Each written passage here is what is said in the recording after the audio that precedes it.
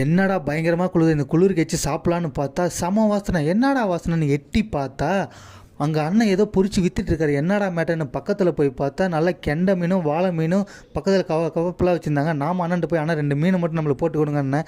சுட சுட பொரிச்சு பக்கத்தில் எடுத்து வச்சுட்டு அண்ணன் என்ன பண்ணாருன்னா அவர் ஸ்பெஷல் பொடியை அப்படியே மேலே எடுத்து நல்லா தூவி விட்டுட்டு அந்த கார சட்னி இருக்குது பாருங்கள், அப்படியே எடுத்து பக்கத்தில் வச்சுட்டு ஆனியனும் லெமனும் வச்சு நம்ம கையில் எடுத்து கொடுத்துட்டாங்க. நம்ம அதை அப்படியே எடுத்து சாப்பிட ரெடி ஆகிட்டோம். அந்த லெமனை எடுத்து மேலே அப்படியே புழிஞ்சு விட்டுட்டு சாப்பிட்லான்னு ஒரு பீஸை புட்டம் பாருங்கள், அப்படியே பூ மாதிரி வந்துச்சுங்க. அந்த பீஸை சாப்பிடும் போது செம சாட்டிஸ்ஃபைன், சூப்பராக இருந்துச்சு.